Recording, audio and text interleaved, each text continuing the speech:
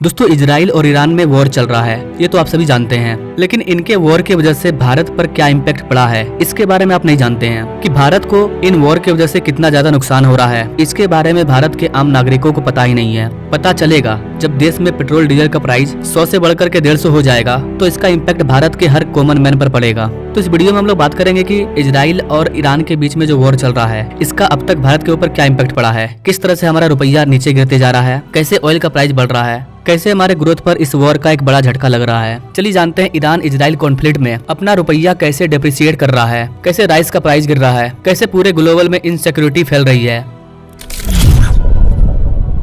Guys, Israel और Hamas के बीच में जो वॉर चल रहा था वो तो चल ही रहा था। इजराइल ने ईरान के एम्बेसी को मार दिया। इसके बाद ईरान ने इसका बदला लेने के लिए इजराइल पर अटैक कर दिया। इजराइल ने भी रिटेलिएशन किया, ईरान से बदला लिया, लेकिन एक बड़े स्तर पर नहीं, छोटे स्तर पर। तो ईरान और इजराइल के बीच में लगातार इस तरह की कॉन्फ्लिक्ट चल रही है। अब यहाँ पर सबसे इम्पोर्टेंट चीज है कि इसका पूरे दुनिया पर क्या इम्पैक्ट पड़ रहा है, खासकर भारत पर। गाइस, ग्लोबल लेवल पर अपना प्यारा भारत ऑयल का एक बड़ा इम्पोर्टर है। हमारे टोटल ऑयल के डिमांड का 85% भाग दूसरे देशों से इम्पोर्ट किया जाता है, यानी कि जितना हमारा ऑयल का खपत है उसका मात्र 15% ही हमारे पास मौजूद है। बाकी का 85% हम अदर कंट्रियों से इम्पोर्ट करते हैं। ऐसे में अगर ऑयल का प्राइस बढ़ेगा तो आम लोगों का पॉकेट ढीला होगा। कैसे, आइए इस चीज को समझते हैं सिंपल लैंग्वेज में। यहाँ पर आप ये वाला डाटा देख पाओगे। पूरे वर्ल्ड में ये टॉप 10 कंट्री है जो कि क्रूड ऑयल को इम्पोर्ट करते हैं, जिसमें कि अमेरिका नंबर 1 पर है, फिर सऊदी अरेबिया है, रसिया है, कनाडा है, इराक है, चाइना है, यूएई है, ईरान है। आप अगर इन कंट्रियों को मैप में देखो तो सबसे ज्यादा crude oil middle east country से ही आ रहा है। भारत के अंदर सबसे ज्यादा क्रूड ऑयल पर्सियन गल्फ से आता है और कुछ क्रूड ऑयल रेड सी के रूट से भी आता है।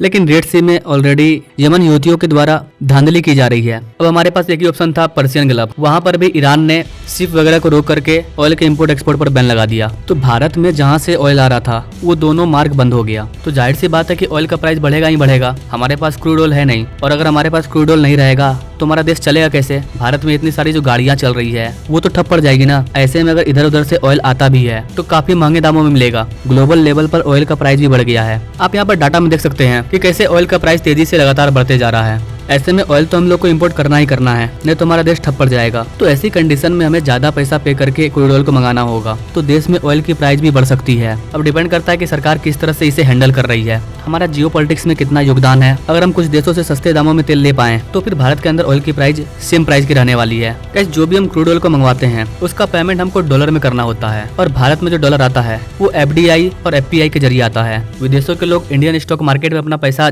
जमा करते हैं, इन्वेस्ट करते हैं। क्यों करते हैं? क्योंकि अमेरिका जैसे कंट्रियों में वहाँ की जो बैंक है, वहाँ पर अगर वो लोग अपना पैसा इन्वेस्ट करते हैं तो वहाँ की बैंक उनको कम इंटरेस्ट रेट देती है। लेकिन भारत में ऐसा नहीं है। भारतीय बैंक आपको 6%, 6.5% का इंटरेस्ट रेट देती है। ऐसे में जब हमारी बैंक ही 6 से 6.5% का रिटर्न दे रही है, तो जो इंडियन स्टॉक मार्केट है, जो भी प्राइवेट सेक्टर है, उसको इससे ज्यादा का रिटर्न देना होगा, तभी लोग अपना पैसा वहाँ पर लगाएंगे। अदरवाइज लोग अपना पैसा बैंक में इन्वेस्ट करेंगे क्योंकि बैंक सिक्योर है। इसी वजह से भारत का जो शेयर मार्केट है वहाँ रिटर्न अच्छा खासा मिलता है। जहाँ हमारी बैंक 6% का रिटर्न दे रही है, वहीं स्टॉक मार्केट के अंदर आपको 10%, 12%, 15%, 20% का रिटर्न मिल रहा है, क्योंकि भारत ग्रो भी कर रहा है। लेकिन अमेरिका की जो बैंक है वो इंटरेस्ट रेट कम देती है, जिसकी वजह से वहाँ का जो प्राइवेट सेक्टर है वो भी इंटरेस्ट रेट कम देता है। इसलिए विदेशी लोग अपना पैसा इंडियन स्टॉक मार्केट में इन्वेस्ट कर रहे हैं, क्योंकि इन्हें अपने देश के मुकाबले में ज्यादा रिटर्न मिल रहा है भारत में। तो इस वजह से भारत में FPI आता है, FDI आता है, जो कि हमारे फॉरेक्स रिजर्व में ऐड होता है। विदेशी लोग जो भी पैसा भारत में लाते हैं वो डॉलर के रूप में लाते हैं, और इंडियन बैंक को डॉलर देते हैं, बदले में बैंक उनको रुपया देती है, और फिर उस रुपये को वो इंडियन स्टॉक मार्केट में अलग अलग सेक्टर में इन्वेस्ट करते हैं। तो भारत को जो डॉलर मिला वो हमारे खजाने में जमा हो गया। लेकिन जब हम क्रूड ऑयल को खरीदते हैं तो हमको डॉलर में पेमेंट करना पड़ता है।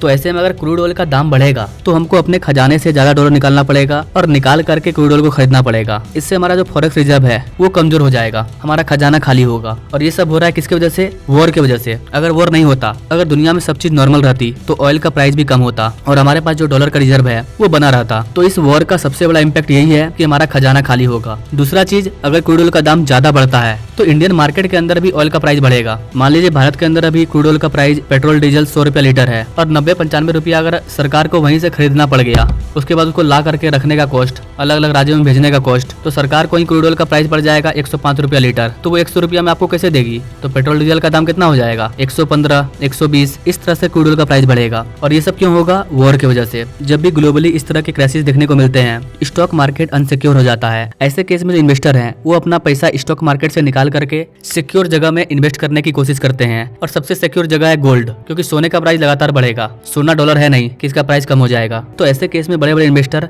शेयर मार्केट से अपना पैसा निकाल करके गोल्ड खरीद लेते हैं और गोल्ड को अपने पास रखते हैं। और यही कारण है कि आज के टाइम में भारत में गोल्ड का जो प्राइस है वो ऑल टाइम हाई पर जा चुका है। तो ये तो इंडियन मार्केट में इस वॉर का इम्पैक्ट पड़ा। इसके अलावा भी कई इम्पैक्ट पड़ रहा है, जैसे कि एग्रीकल्चर के मामले में, जैसे कि basmati rice, non basmati rice, इन सबको एक्सपोर्ट करने के मामले में काफी आगे है। लेकिन जब ट्रेड रूट ही रुक जा रहा है तो हम इन चीजों को एक्सपोर्ट कैसे करेंगे।